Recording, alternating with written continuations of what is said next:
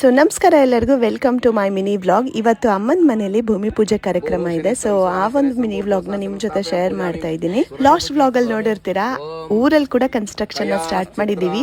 So ಇಲ್ಲಿ ಅಮ್ಮನ ಮನೆಯಲ್ಲಿ ಕೂಡ ಕನ್ಸ್ಟ್ರಕ್ಷನ್ ಸ್ಟಾರ್ಟ್ ಮಾಡಿದ್ದೀವಿ. ಅಮ್ಮ ಅಕ್ಕನಿಗೊಂದು ನನಗೊಂದು ಫ್ಲಾಟ್ನ ಗಿಫ್ಟ್ ಮಾಡಿದ್ದಾರೆ. ಸೊ ಅಲ್ಲಿ ನಾವು ಕನ್ಸ್ಟ್ರಕ್ಷನ್ ಸ್ಟಾರ್ಟ್ ಮಾಡಿದ್ದೀವಿ.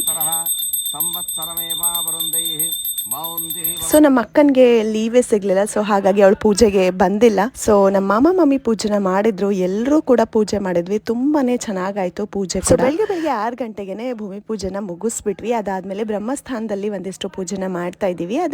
ಒಂದಿಷ್ಟು ಕ್ಲಿಪ್ಪಿಂಗ್ಸ್ ನ ಆಡ್ ಮಾಡ್ತೀನಿ, ನೋಡ್ಕೊಂಡು ಬನ್ನಿ.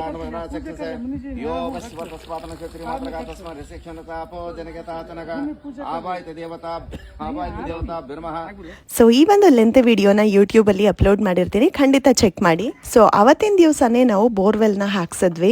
ಸೊ ಸ್ಟಾರ್ಟಿಂಗ್ ಪಾಪಕ್ಕೆ ತುಂಬಾನೇ ಭಯ ಆಯ್ತು. ಅದನ್ನೆಲ್ಲ ನೋಡಿ ಅವ್ನು ಸುಮ್ನೆ ನಿಂತ್ ಬಿಟ್ಟ ಒಂದ್ ಕಡೆ. ಸೊ ಬೋರ್ವೆಲ್ ಅಲ್ಲಿ 30 ಫೀಟ್ಸ್ಗೆ ವಾಟರ್ ಪಂಪಿಂಗ್ ಸ್ಟಾರ್ಟ್ ಆಗೋಯ್ತು. ಸೊ ಆದ್ರೂ ಕೂಡ ಒಂದಿಷ್ಟು ಜನಕ್ಕೆ ಕಾಲ್ ಮಾಡಕ್ ಹೇಳಿದ್ರೆ, ಇಲ್ಲ 100 to 150 ಇಲ್ಲ 200 ಫೀಟ್ಸ್ ಮಿನಿಮಮ್ ಡಿಗ್ ಮಾಡಿಸಿ ಅಂತ ಹೇಳಿದ್ರು.